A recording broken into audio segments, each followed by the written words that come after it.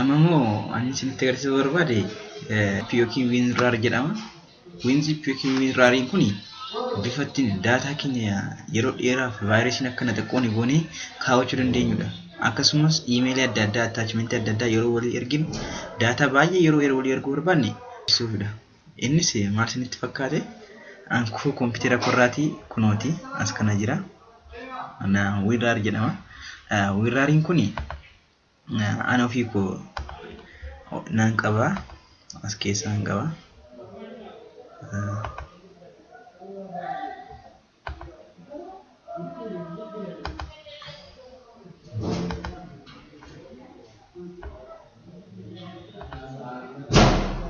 Kunooti WinRARiin kunooti isaan kana lamaanidha.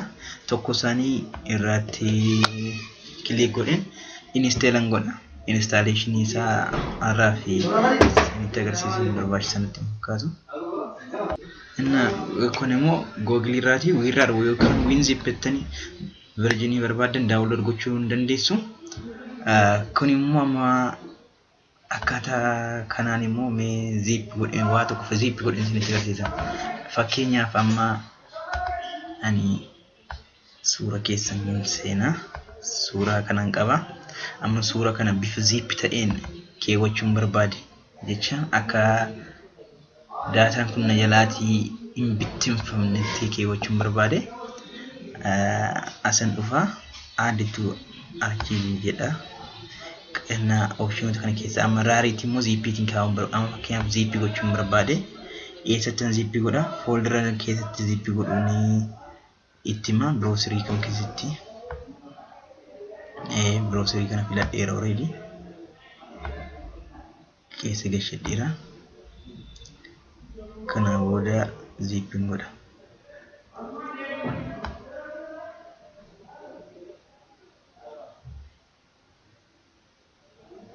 Xiqqoo yeroo fudhachuu ni danda'a.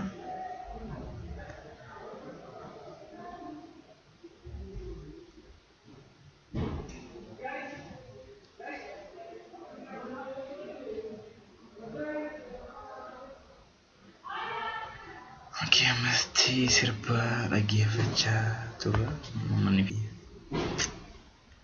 sirba kana yuji sirba tu mari kita kurang kita romodi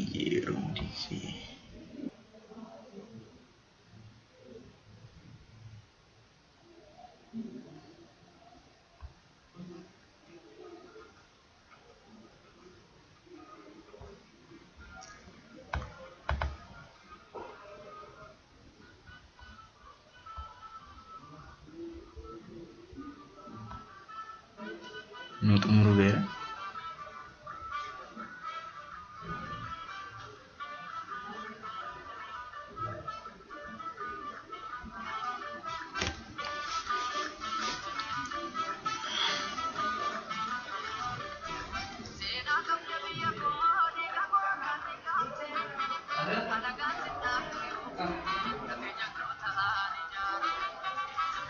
Zip godhee nuuf dheera inni ilaalla faayila keenya deemne.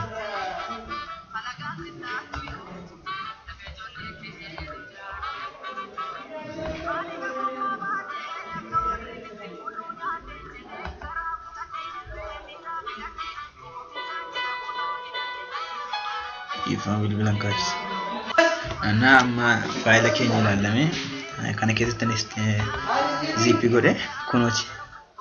Maqaan folder ko inni jalqaba inni tu zip hin ta'in 2014 jedha. Footoo kooni bara 2014 keessa ka'edha. Inni amma kunooti. Amma kun zip ta'eera. Wanta argamu jiru maal vaayirasiin kan akka itti na qaqqabu qabu already zip ta'ee akkuma isin agartan mallattoo zip dhaan irra jiru. Annaa mee click goone ilaalla. Akka kanaatiin jira. Maal goonu extract goone immoo ilaalla. Wanta keessa jiru mee bannee ilaalla.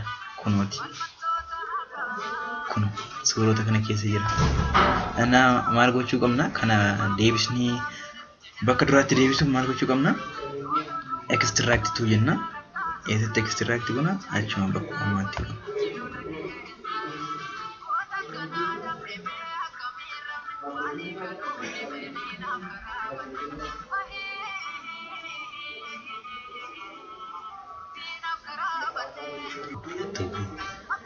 dhumee jira.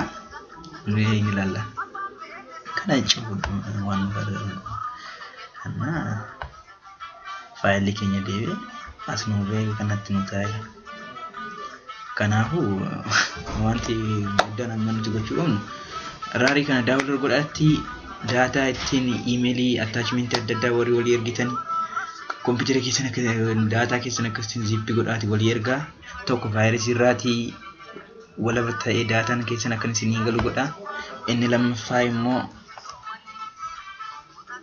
GB 25 maal kana ol iimeeliinis wanta ergu natti hin fakkaatu bifa kanaatiin malee anna yaala waan dhaggeeffattanii galatooma kanarraa fixeera nagaan naaf tura yeroo biraa mata duree biraatiin walitti deebina daawwitidha yuunivarsiitii Jijjigaa irraati nagaan tura.